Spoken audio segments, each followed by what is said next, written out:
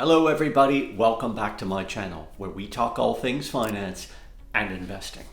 Today's video, I'm going to outline my 3 top lessons from the recent Trump tariff turmoil. Been loads of turmoil in the stock market over the last few days, and at the time of this video the market has actually had a big one-day rebound. So let's get into the 3 lessons that we can take out of all of this, because it's been a big deal and no doubt has had an effect on a lot of people with their investment journeys. Stay tuned to the end of the video because I'm going to outline exactly why I think Trump changed his policy all of a sudden on this. And this is something that we all need to pay attention to going forward. All right, so lesson number 1 out of the Trump tariff turmoil that I can see is do not panic, sell. Unfortunately, with the headlines that we've seen, the queasiness in the markets, the volatility that we've seen, trillions of dollars of market cap being wiped off of companies in a couple of days only, a lot of people unfortunately have gone on to panic, log into their brokerage accounts and click that sell button. And this is one of the worst things that you can do when it comes to being an investor and trying to grow your wealth. You might find that it temporarily relieves a little bit of the pain of logging in and seeing your portfolio down so much. But guess what? You've crystallized some losses now and you've got another problem that you need to solve. When is the best time to get this money back into the market?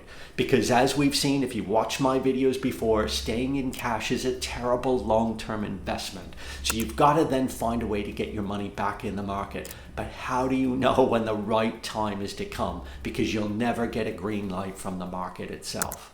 For those investors that decided to sell when all the turmoil was happening, guess what? The market snapped back out of nowhere in the middle of the week and went on to have one of its best days all time. The S&P 500 was up almost 10% in one day. That was the largest increase since October 2008, during the depths of the great financial crisis that we saw then. And all of those that sold leading into that missed out on the 9.5% return that we saw in one day only. And nobody saw this coming. Nobody. To really drill home the catastrophic effects it can have when you sell out during times of market turmoil and you miss the best days, I'm going to show you a table here with some great work done by JP Morgan Asset Management that shows the difference if you miss days like you did on the 9.5% up day. Take a look at this chart here. Now what this is showing here is the performance of a $10,000 investment in the S&P 500 over 20 years. Okay, going back from January 3rd, 2005 up to the 31st of December 2024.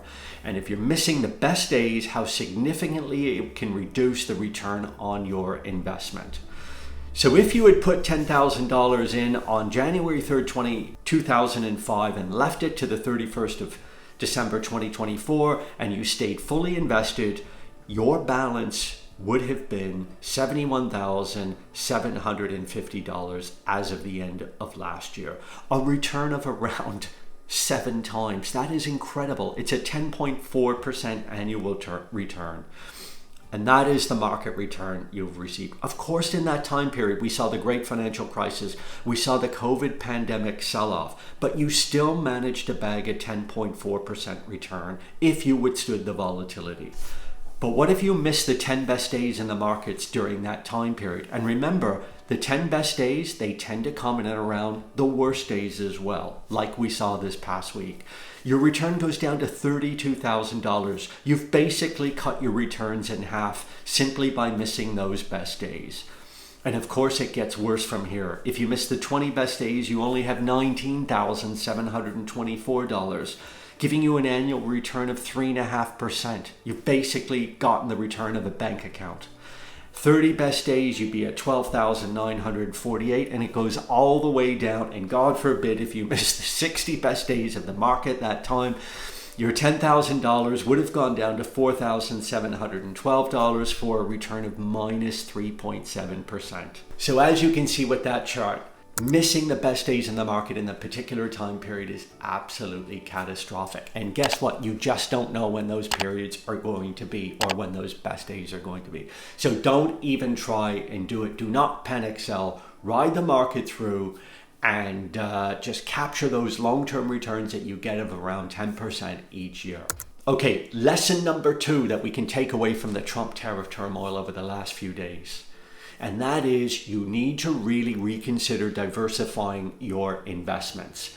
Definitely, if we go back to point number 1 that I just made about panic selling, if you panic sold or you were very close to doing so, or you've had sleepless nights over the last week or two, then you now need to rethink your strategy and your portfolio allocation. If you're at 90 or 100% stocks, you took an absolute beating over the last few weeks. And if that was too much for you, you now need to rethink your risk tolerance level, and you may need to consider going to maybe 80% stock, 20% fixed income or cash, or even less, 70-30, 60-40, which is a typical allocation, a 60-40 portfolio. And a lot of reports are that the 60-40 portfolio only really dropped around 5.5% to 6% over the last few days, whereas the S&P 500 was down around 17 to 20%, depending on when you take the snapshot from. So you may have learned a lesson here on diversification and risk tolerance. And if so, no problem. All you need to do now is just readjust your portfolio allocation and add more fixed income products, short-term government bonds, medium-term government bonds, things like that, that will not be hit so hard when the market sells off like it did due to an economic shock that we've just had. So consider that adding a bit more bonds in your portfolio. Yes, you will sacrifice some returns, but if you cannot stomach the losses like we've just seen, and there could be more to come, we do not know whether we bottomed or not, then you need to just have more fixed income in your portfolio so you can sleep at night should the next economic shock come quickly and hit you hard, and worse, lead you to panic sell. Okay, lesson number 3. And for me, this is the most important lesson that we can take away from the Trump tariff turmoil that we've seen over the last few weeks. And that is, the bond market has come to the rescue. Yes, indeed, the stock market sold off, and Trump was saying, I'm not even watching the stock market. I don't care. This isn't about Wall Street. It's about Main Street and everything. The political checks and balances didn't really offer anything in a way of help. The stock market just continued to crash, but the bond market rode to the rescue. Have a look at this article where we get a little bit more information on this, and it basically verifies what I'm saying here about the bond market coming in and forcing Trump's hand. So I've taken this article off of CBS News, and it quotes a few people here to back this up. And basically, if I just read it through, in another report, Mr. Trump announced the tariff pause. Ed Yardeni, who's a noted research analyst, by the way, on Wall Street, says the bond vigilantes have struck again. As far as we can tell, at least with respect to the U.S. financial markets, they are the only 1,000 hitters in history. 1,000 hitters just refers to baseball. It's an analogy where basically they've got a perfect score. The bond vigilantes have come to the rescue. Some Trump administration officials acknowledged that the bond market's hostile reaction to the tariffs influenced the decision to pause the tariffs. The bond market was telling us, hey, it's probably time to move. And that was said by White House National Economic Council Director Kevin Hassett, which he said on CNBC on Thursday. So what actually happened here? Well, here's the way this works, and here's how it forced Trump's hands. When there's a turmoil in the stock market, it's not uncommon for people to rush to safety by buying government bonds like US government bonds. And when you buy bonds, it typically pushes interest rates down because there's such a high demand for bonds. Bond prices move up. And because there's a fixed coupon attached to the bond, the yield on the bond will go down because you're paying more for the bond relative to the coupon that you will get. Simple example. If you buy a bond at 100 and it pays a 5% coupon, well, that's a 5% yield. But if that bond is now going up and it's priced at 105, and you buy the bond at 105 and you still get a 5% coupon, then you no longer have a 5% yield attached to it. The yield has actually gone down because you've paid more than 100 for the bond. So that's how it should work. And typically in times of crisis, that is how it works. But what we started to see over the last few days here is huge amounts of sellers of US government bonds. And that's a sign that people are actually completely losing confidence and faith in the US government and the US economic system at that time.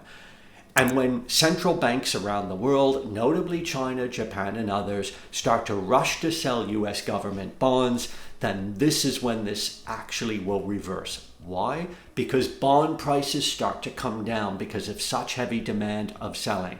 And when there aren't enough buyers to compensate and bond prices start to move down, yields or interest rates start to move up. And that is what got Trump a little bit rattled. Because if interest rates start to move up, then that's going to filter through the economy and mortgage rates, government borrowing, private corporation borrowing. We all know what an increase in interest rates does to the economy and, of course, to the stock market. And that started to put the pressure on Trump because an increase in interest rates that gets out of hand could have big results, negative results for the US economy.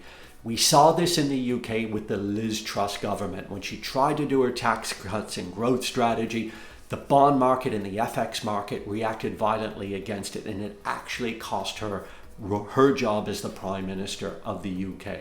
And it forced Trump's hand in this case. We know that. And he immediately came out and announced a pause on the 90-day tariffs. So the bond market has come to the rescue.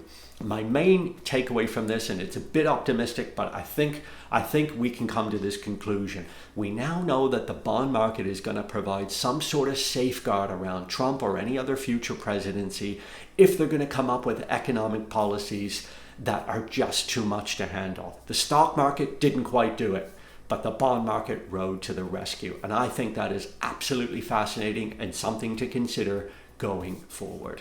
Okay, so those are my three main lessons we can take away from the Trump tariff turmoil. Do not let panic and emotions take over in your investment decisions. Number two, diversify and rethink your portfolio allocation now and whether or not you're truly able to handle an economic shock. And number three, more than anything, the bond market is absolutely powerful. It's rode to the rescue here and is likely to continue to do so in the future if economic policies just get out of line too much. I hope you liked the video. If you did, please hit that like button. Comment, tell me what you think of the Trump tariff turmoil, your portfolio allocation, or anything else you want to see from me, and I'll do a video like that. And if you haven't subscribed to my channel yet, please do so. It helps me produce more content like this. If you want to learn a little bit more about how to handle a stock market crash, no problem at all. I did a video on this recently that I think will really help you out. I'll put a link to that video right up here, so just click on that. I'll see you over there, and as always, I wish you nothing but the best in your savings and investment journey.